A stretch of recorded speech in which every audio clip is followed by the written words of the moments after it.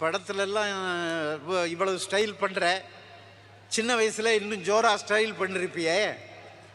கண்டக்டரா யாரையாவது லவ் பண்ணிருக்கியா? பண்ணியிருக்கேன். பண்ணிரு.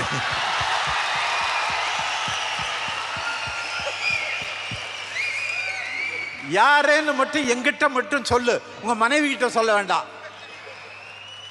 அப்புறம் சொல்றேன். அப்புறம் தியேட்டருக்கு போய் மக்களோடு மக்களா எந்திரன் படத்தை 2 தடவை பார்த்தேன். முதல் தடவை ரஜினி ரசிகனா, 2வது டைரக்டர் சங்கருக்காக. ஒரு படத்தை நான் 2வது தடவை பார்த்தது எந்திரன் தான். ரொம்ப நன்றி சார். சந்திரலேகாவுக்கு பிறகு. Your honoured. நீ என் படத்தை எப்பாவது 2வது தடவை பார்த்திருக்கியா? நிறைய பார்த்துருக்கேன்.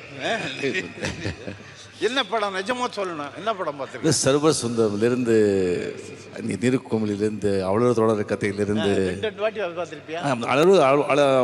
அவ்வளவு தொடர் 8 வாட்டி பார்த்துருக்கேன். 8 வாட்டி.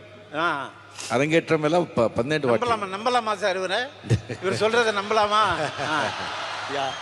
தேங்க்யூ.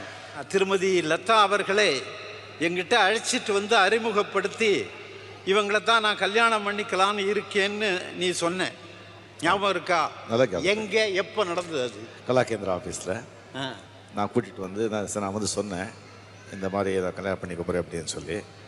ஸோ அதுக்கப்புறம் வந்துட்டு நல்லா என்னப்பா இது பெரிய இடம் ஆகிடுச்சே, பெரிய இடம், எல்லாம் படித்தவங்க, நீ கோபக்காரன், அவங்க எப்படி சமாளிக்கிறாங்க, எப்படி புரிஞ்சுக்கிறாங்க, பட் நல்ல ஃபேமிலிப்பா, நல்ல பொண்ணு அப்படின்னு சொன்னீங்க. அதுக்கப்புறம் லதாவை கூப்பிட்டு, அவங்க நல்ல கோபக்காரமா, அதை மட்டும் பார்த்துக்கோ, பட் நல்ல பையன் சொல்லி.